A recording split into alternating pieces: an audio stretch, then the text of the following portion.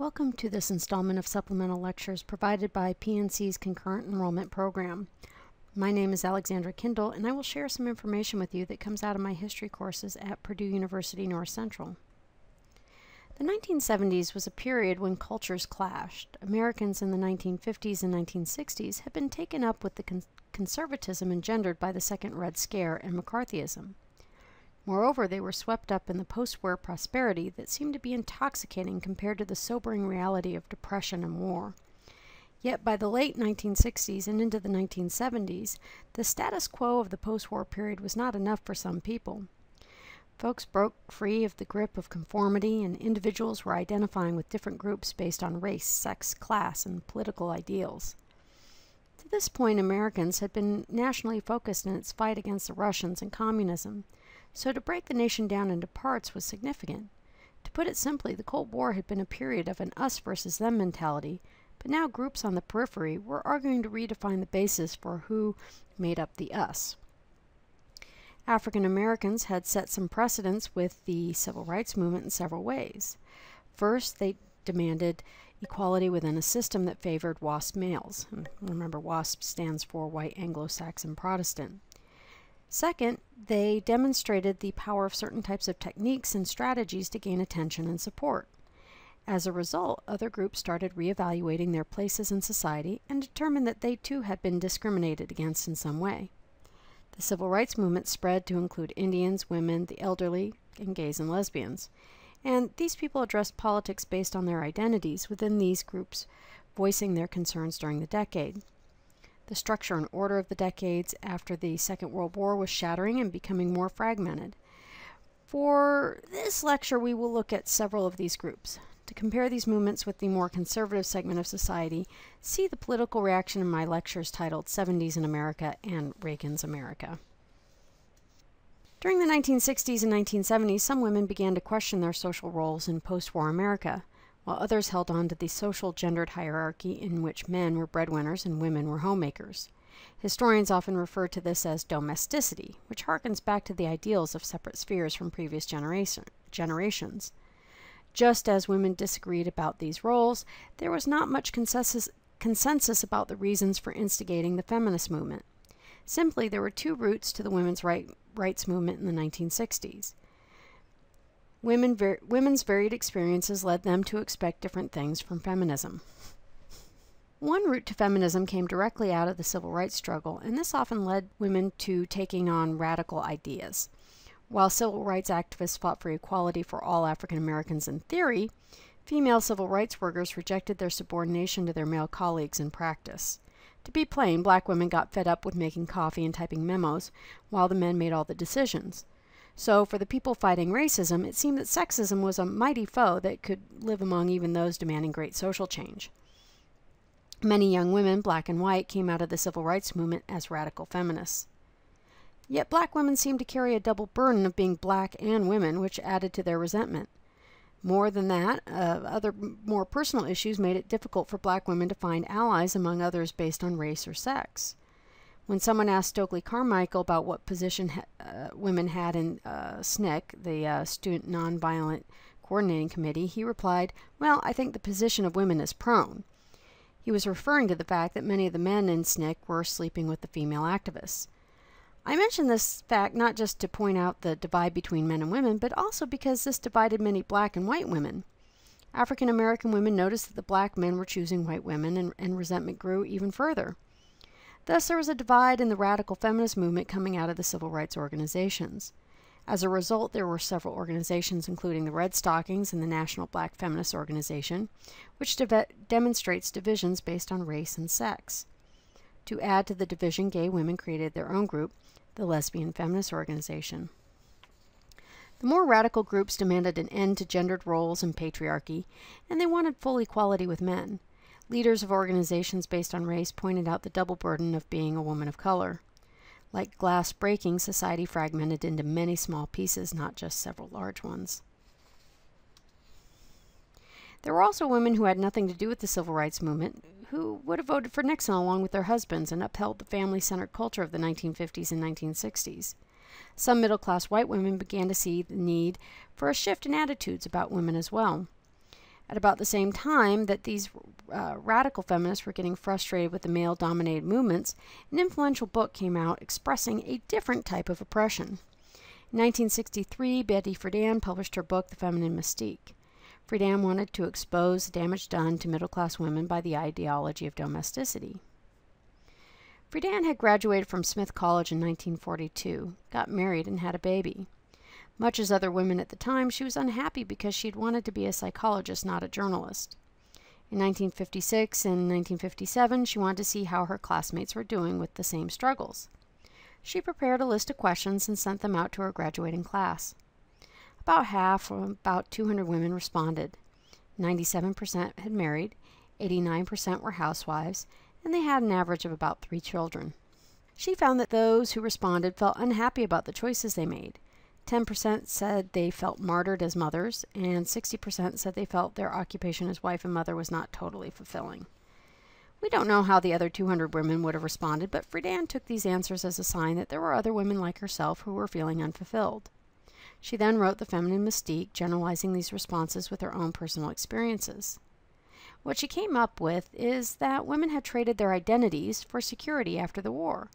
Remember, years of depression and war left an imprint on people's lives. Post-war women then played the passive role, gave up their independence, and lost their sense of being adults.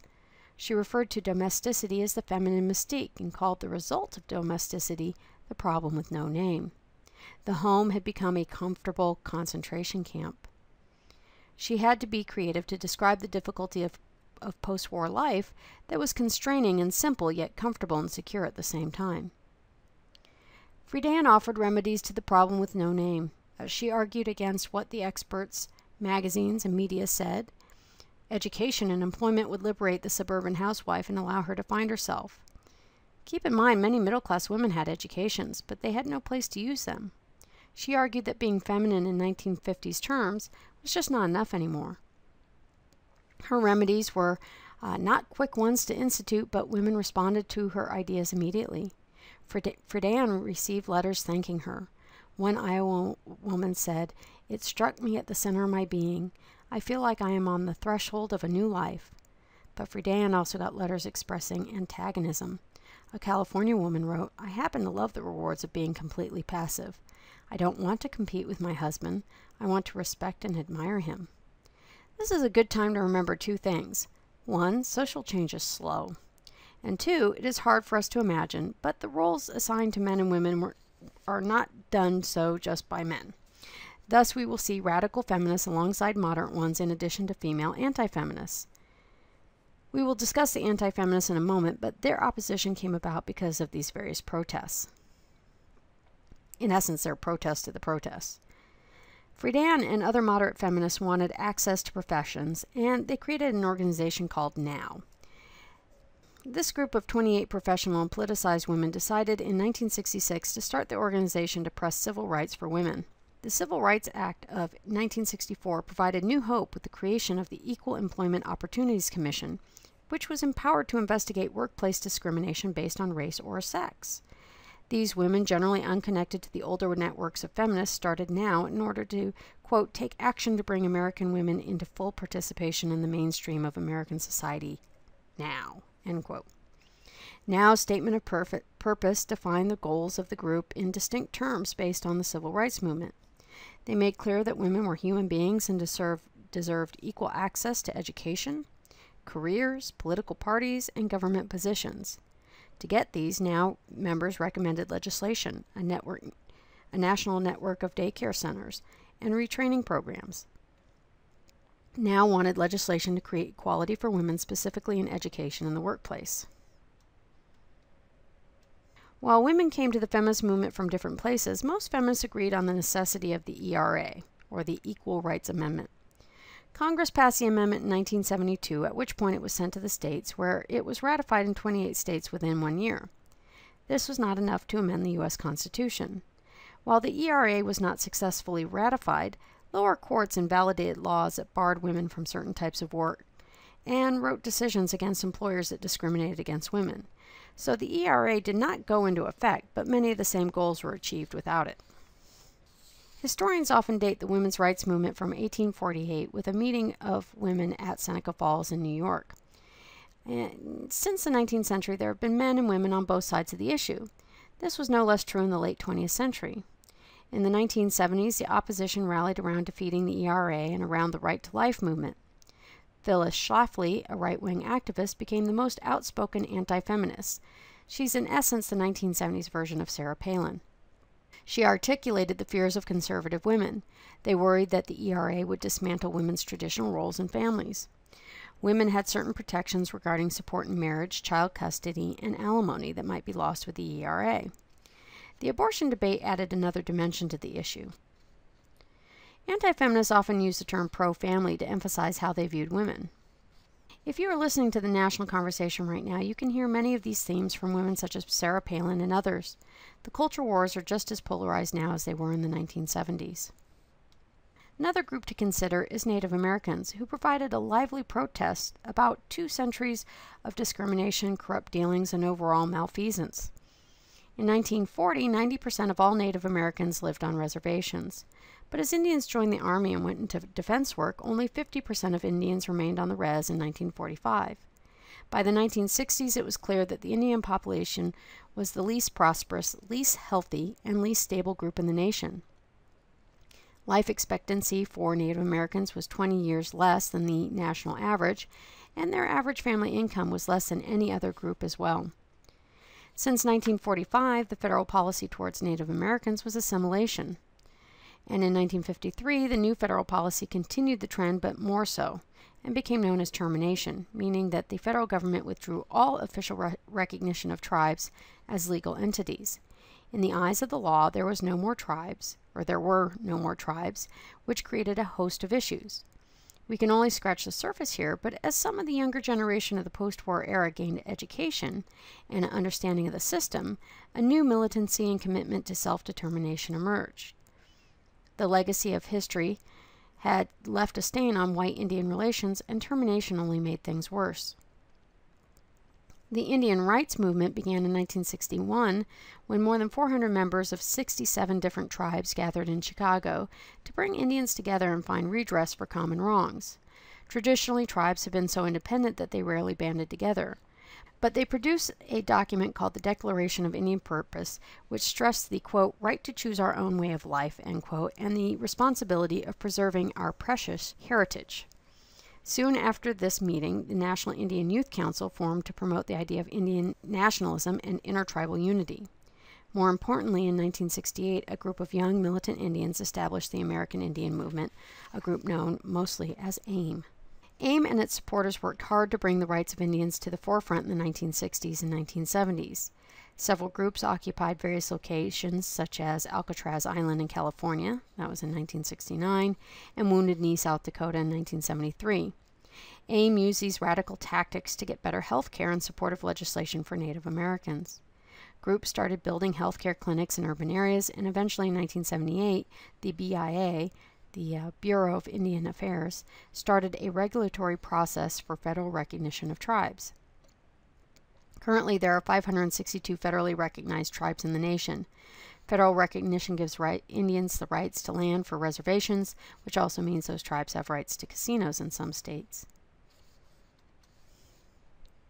While we often study events about Indians and their culture as a part of the past, Indians still identify tribally on the res and off. Culturally, Indians maintain ceremonies. 3, 2, 1. Culturally, Indians maintain ceremony as tribes and as Indians. If you have been to a powwow, you have seen a public version of Indian ceremony. There are also ceremonies that are far more private. If you have not been to a powwow, you should go. Just remember to tread lightly and have respect for the ways and the past behind us. Because of an old law, the U.S. had taken a break in welcoming immigrants to the nation's shores. The Immigration Act of 1924 limited the number of immigrants and which type of immigrants coming into this country. The 1924 law kept the nation relatively undiversified, but the Cold War changed how Americans viewed previously excluded groups, such as the Chinese, Eastern Europeans, and other Asians. When communists became enemy number one, we were willing to consider entrance of various people fleeing communism as refugees. We also had servicemen in Japan and Korea who wanted to bring their new wives to the U.S., so Congress passed several War Brides Acts. We can see a major change in immigration during the post-war era. Mainly, there was an increase in Latin American and Asian immigration. I wanted to take a look at the policies and legislation that undid the 1924 law. Before World War II, the U.S. did not have a refugee policy, but the Holocaust had dispersed Jews across Europe and brought attention to the horrific conditions of the concentration camps.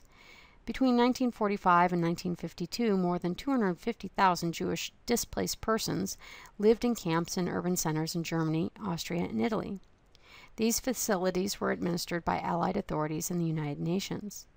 The Displaced Persons Act of 1948 allowed Jewish and non-Jewish displaced persons from various nations to enter the U.S. without regard to the quota system still in place from 1924.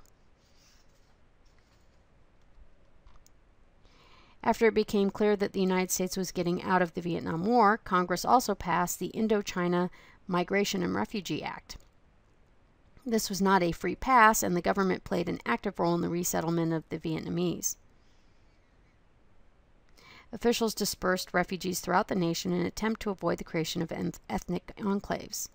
Over time, however, many Vietnamese have resettled in California and Texas, which now are home to the majority of Southeast Asians. But as you can see, there are Vietnamese people living throughout much of the United States. The Refugee Act of 1980 expanded that law to other refugees and created the Office of Refugee Resettlement. This has had an effect on many communities. I went to graduate school in Iowa starting in 2000. By the time I left in 2006, the town in which I lived, which was Ames, became more diverse due to the relocation of refugees there. Despite these larger changes, the Immigration Act of 1965 still limited immigration, but not in the way that the 1924 Act did. The 1965 law removed the quota system based on the 1890 census, but still limited immigration to 290,000 per year. There were also other limits. No one nation could send more than 20,000 per year. So even though there was still a quota, it was a non-discriminatory quota, which was not based on ethnicity, religion, or race. People also came to the U.S. through family preference and skill preference policies. Immigrants who became citizens or resident aliens could send for family members, and prospective immigrants with skills needed in the U.S. could also apply. Since these two policies allowed for immigration outside of the quotas, 0.5 million immigrants per year entered the U.S. legally in the 1970s, and that number rose to 1 million per year in the 1980s. Immigration is under debate right now, but for historians, these issues fall under current events. It will take us some time to see what shakes out of the debates and what it all means. Of course, as a part of the current debate, there is some history to the issue of illegal immigration. You might have read about the Bracero program that brought guest workers to America's agricultural fields during and after World War II. Farmers, especially in the Southwest, became accustomed to having cheap agricultural labor, and after the end of the program, these employees were willing to hire illegal aliens, also known as undocumented workers. In the 1970s, as the economy declined, they became a scapegoat for economic problems. But the truth was that few whites were willing to work in the fields anymore, and these workers would not have come unless they knew they could get jobs without their papers, as people used to say. Farmers wanted cheap, illegal labor and paid wages that no legal resident would work for. This was good for farmers who wanted to save costs, and it made it so that Americans had some of the lowest food expenses in the world. During the 1970s and 1980s, other employers started hiring illegal immigrants as nannies or cleaning staff as well. Congress responded to this by passing the Immigration Reform and Control Act of 1986. This bill had been introduced in 1971 but did not pass until 1986. This demonstrates the power of the American farm bloc. Previous to 1986, it was the job of the Border Patrol to stop migrating laborers at the border. This law then required employers to check documents before hiring new employees. And this is when we started having to show our driver's license and Social Security cards in order to start new positions. Since then, more has changed due to 9/11 and the War on Terror. With terrorists coming to the United States, immigration has taken on new meaning. The federal government responded in part to this new threat by creating the Department of Homeland Security. Within Homeland Security, there is also a department known as Immigration and Customs Enforcement, which is abbreviated ICE. As a result, the U.S. has become a more diverse society. The discriminatory restrictions on Asian and Eastern European immigration ended bringing new people to America. Yet the diversity is not even. Despite government programs, the majority of the new immigrants have been attracted to the coastal states due to economic opportunities and attitudes in the case of East and West Coasts, or proximity, as in the case with the U.S. Southwest and Florida. Immigrants have found some places more tolerant of their cultural differences than others, yet Americans continually need to adjust to these demographic changes. With 9/11, there was a more concerted effort by officials to protect people who were members of Islam or looked like they might be. For many, Pearl Harbor seemed to be a lesson worth learning. During World War II, Americans responded to the Japanese attack by incarcerating American citizens of Japanese descent.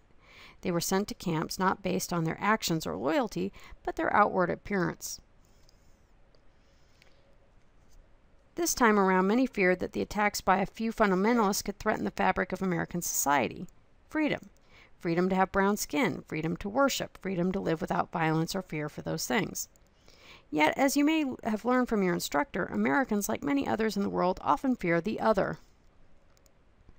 As humans, we look for similarities and assign characteristics to people we feel are like us. Think about a time you've had to go to someplace new, such as a school or an event where you did not know anyone. How did you choose people with whom to associate? Did you find people like you by the way they dressed, their skin color, language being spoken? If you haven't thought about this before, I hope you will the next time you go somewhere you are without your friends. We form identities based on many criteria, and often part of our formulation is based on who we are not, in other words, the other, or the them, in a us versus them manner. Often race, class, and gender divide us, but there is so much more. The other can be scary, and in the case of the past, we've seen Americans accept or reject various immigrants based on their perceived identities. What will be the future for you? Will your generation be able to create a global identity? We will see. But in the meantime, we have discussed several issues that should help tie together some of the events of the past, especially related to the 1960s, 1970s, and 1980s. Thank you for joining me today. I hope that this information will help you in your studies. We all hope to see you at PNC when you are done with your high school degree.